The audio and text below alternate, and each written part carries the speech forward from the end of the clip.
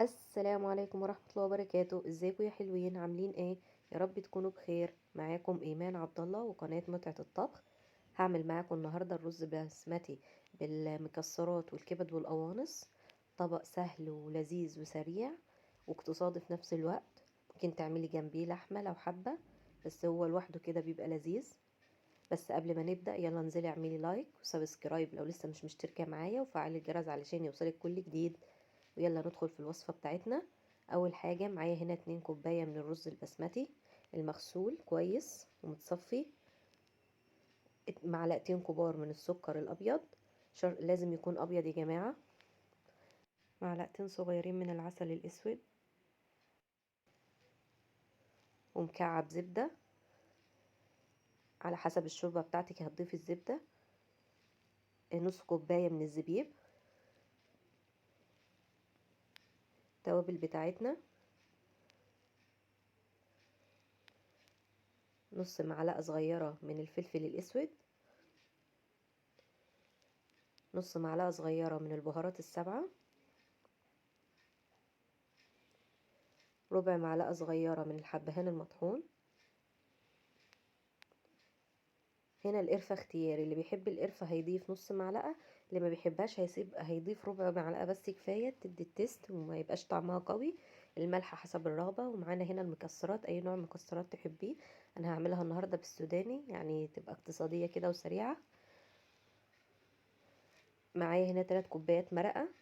المرقة هتبقى على حسب كمية الرز اللي انت عاملاها. انا هنا عاملة كوبايتين من الرز، فهعمل لهم 3 كوبايات من المرقة. لكل كوباية رز كوباية ونص من المرقة. اول حاجة هنا هننزل بالسكر بتاعنا كده ونكرمله. مش هنيجي يمته خالص ولا نقلب ولا اي حاجة لحد ما يسيح معانا خالص، نقدر نقلب بعدها. هنفضل بقى نقلب كده لحد ما ياخد درجة اللون دي، وبعدين نضيف له الشوربة ونفضل نقلب لحد ما الكراميل بتاعنا كله يدوب مع الشوربة ويختفي خالص.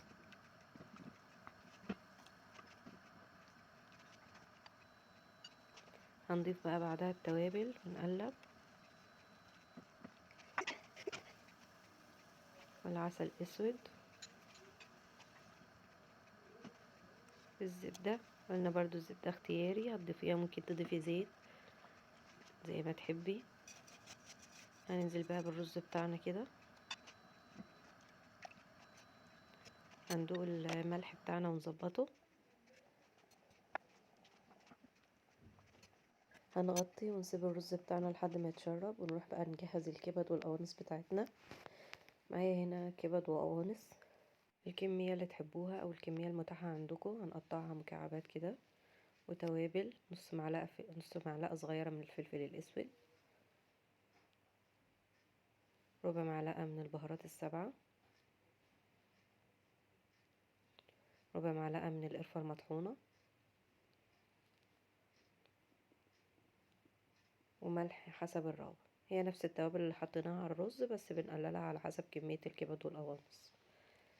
ومعايا هنا كمان مكعب من الزبدة.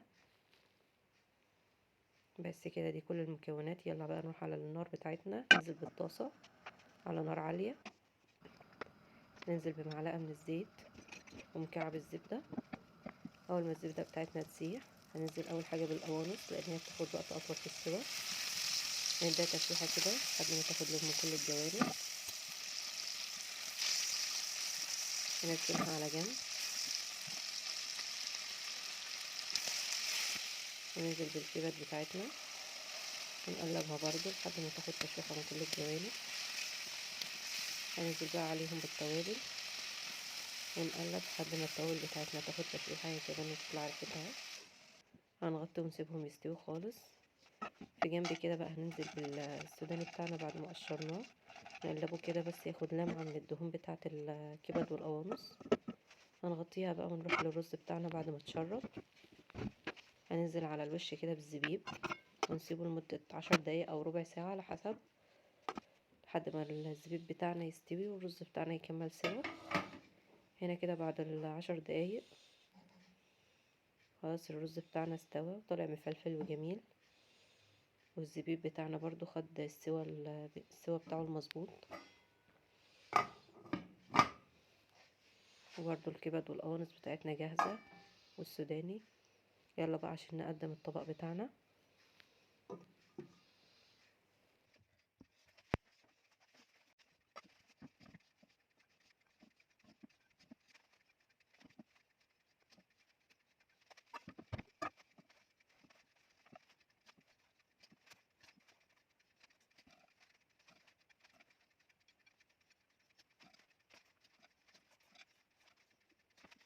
وده بيكون الشكل النهائي للطبق بتاعنا.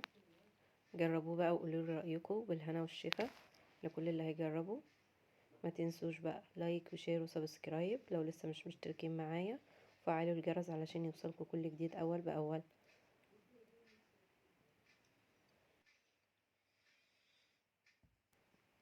بحبكم.